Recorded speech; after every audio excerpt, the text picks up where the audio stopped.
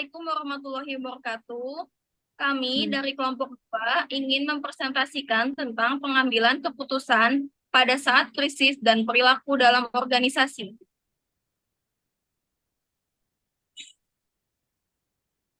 Selanjutnya yaitu ada anggota kelompok dengan saya sendiri, Asia, dan rekan saya, Leni Mariani.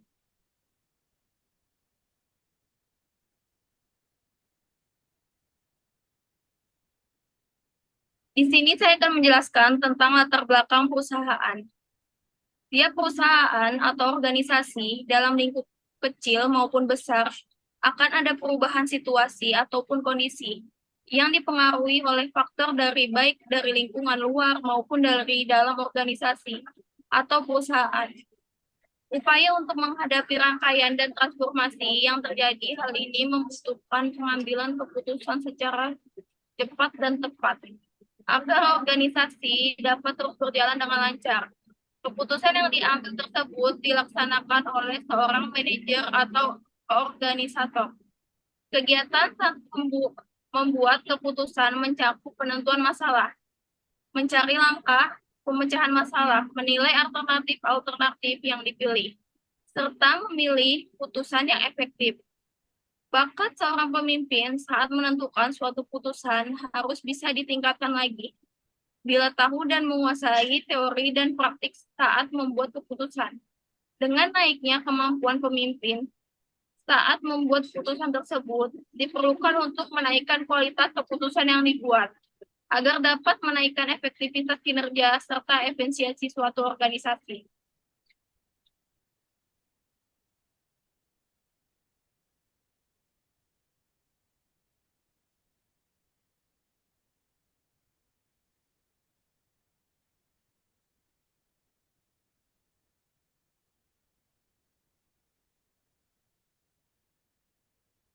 Selanjutnya yaitu perumusan masalah. 1. Konflik yang terjadi antara karyawan di PT International Machinery. 2. Permasalahan komunikasi karena memiliki 4 lokasi yang berbeda dan bahasa yang berbeda. 3. Permasalahan beban kerja yang berat. 4. Permasalahan pada work-life balance yang buruk. 5. Permasalahan pada kehadiran atau absensi.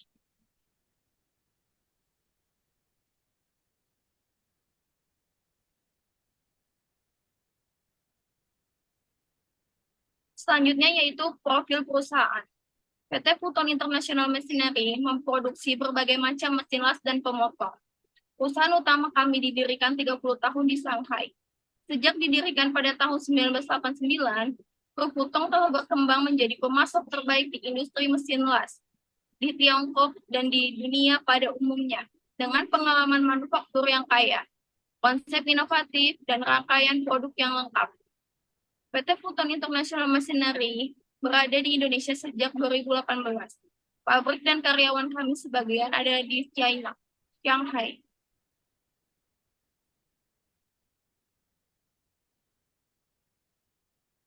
Selanjutnya yaitu struktur perusahaan. Yang pertama ada direktur utama, direktur, manajer, HRD dan finance, supervisor, sales, purchasing, dan kami memiliki 2 admin gudang, 1 teknisi, dan 1 driver.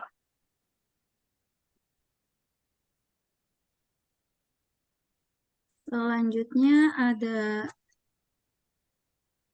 beberapa cara mengatasinya dari beberapa masalah, yaitu yang pertama ada konflik.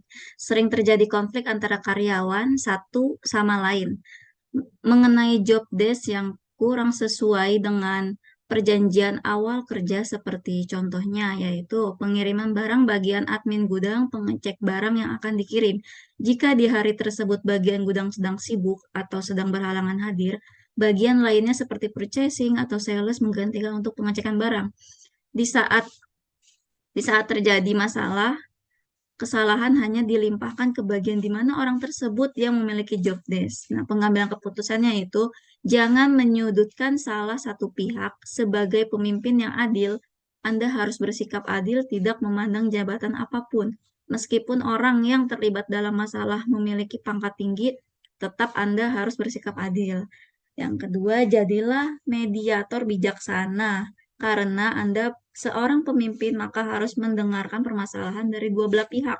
Setelah itu, tarik benang permasalahan dan berikan kesimpulan secara objektif atau memproses masalah berdasarkan fakta yang ada. Yang kedua ada putuskan bersama. Setelah mendapatkan titik terang, maka kumpulkan kembali orang yang terlibat dalam masalah agar tidak terjadi miskomunikasi dan putuskan jalan keluar seperti apa yang tepat secara bersama-sama. Yang kedua ada komunikasi. Komunikasi juga menjadi hal penting bagi perusahaan.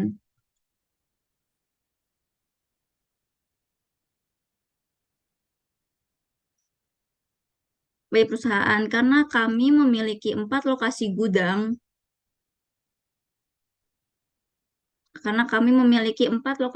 yang berbeda. Terkadang jika ada pengambilan dan pengantaran barang sering terjadi kekeliruan alamat, surat jalan, dan kuantiti barang tersebut, di mana perusahaan kami sebagian banyak karyawan adalah orang WNA atau warga negara asing.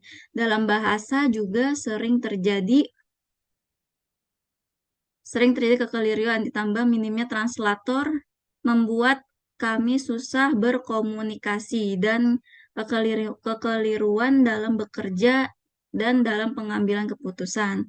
Pengambilan keputusan yaitu memahami pentingnya komunikasi yang efektif di tempat kerja, menyampaikan visi dan tujuan.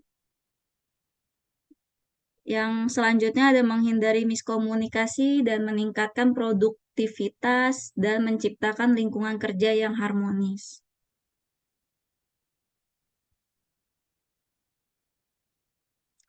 Yang ketiga ada beban kerja. Beban kerja yang terlalu berat juga menjadi masalah nih di perusahaan kami. Karena sebagian besar karyawan harus bisa menghandle pekerjaan satu dengan yang lainnya.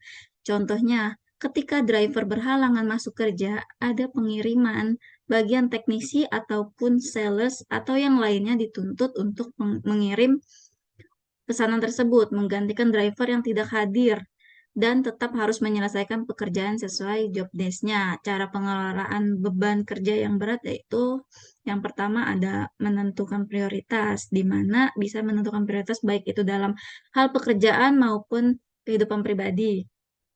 Yang kedua ada hilangkan distraksi, yaitu cara lain untuk mengelola beban pekerjaan yang berat adalah dengan menghilangkan distraksi.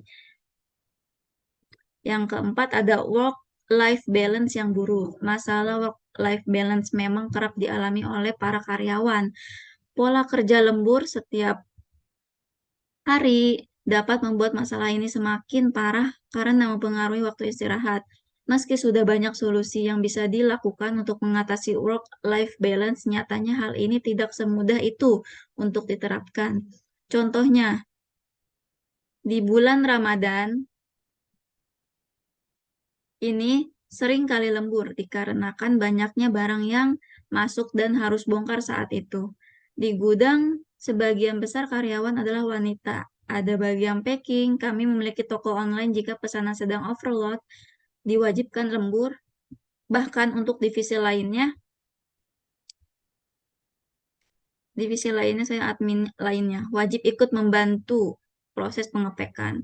Pengambilan keputusannya yaitu pentingnya work-life balance, yaitu perlu diupayakan agar kehidupan seseorang menjadi lebih tertata dan menghindari konflik. Pasalnya keseimbangan tanggung jawab antara pekerjaan dan kehidupan pribadi bisa membuat seseorang menjadi pribadi dengan versi terbaiknya. Selanjutnya ada kehadiran atau absensi. Hal ini masih menjadi masalah utama di perusahaan kami. Ketatnya peraturan absensi kehadiran yang pertama yaitu ada telat kurang dari 1 jam atau masuk kerja telat 1 menit denda 30.000. Telat kurang dari 2 jam denda 60.000. Berlaku untuk seterusnya, telat 3 jam akan dihitung sesuai gaji perharinya. Yang apabila jumlah keterlambatan dalam 1 bulan lebih dari 5 kali, maka langsung diberikan SP1. Jika karyawan lupa absen dan jika Anda tidak mengajukan pergantian absen, dalam sebulan akan ada 1 absen yang terlewat dan denda 30.000 yang akan diakumulasikan. Denda keterlambatan akan dipotong langsung dari gaji bulan tersebut. Jika izin sakit, gaji akan dipotong 20% apabila ada surat sakit. Untuk cuti, gaji akan dipotong penuh di hari tersebut. Pengambilan keputusannya itu Direktur Utama menyetujui aturan ini dikarenakan ada situasi di mana para karyawan bekerja dengan waktu yang tidak teratur.